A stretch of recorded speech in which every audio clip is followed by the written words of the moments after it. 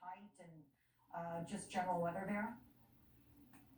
Yeah, hi there, Alex. I think with tsunamis, what's so difficult about them is it's really hard to predict. There is no warning system. You take the winter storm that we're tracking right now. We've tracked it since early this week, watching it go across the country.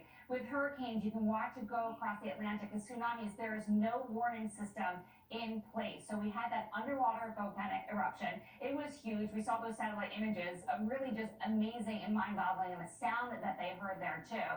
So what happens is you have shock waves that go across the Pacific. When you have that explosion, you have that displacement of water. Now, when it comes to water, that's where the most deaths come in when it comes to weather fatalities, because you can't fight water, especially when it's a wall of water. It's speed and there's volume too. So you just can't fight it.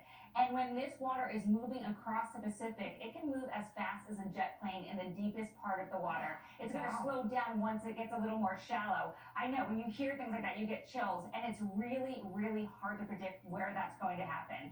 So we do have the tsunami advisory in place for the Hawaiian Islands, all up and down the coast of California into Alaska as well. Now we're expecting a smaller wave heights. We're expecting 1 to 3 feet. But still, when you think of wave heights, I think of hurricanes. That's one of the #1 things that we're worried about when it comes to hurricanes, because what happens is it's literally, quite literally, a wall of water that just gets pushed on shore. So it can get over you, and once it gets pushed on shore, it's not just about pushing on shore, it's about pulling back too. So whatever is there, you're talking about people who want to see what's happening, that's going to get dragged back into the water. So it's debris, unfortunately it can be people, and you can't fight that force. So this is why we have this tsunami advisory in place. If we want to take a look at the graphics, I'll show you exactly where that advisory is.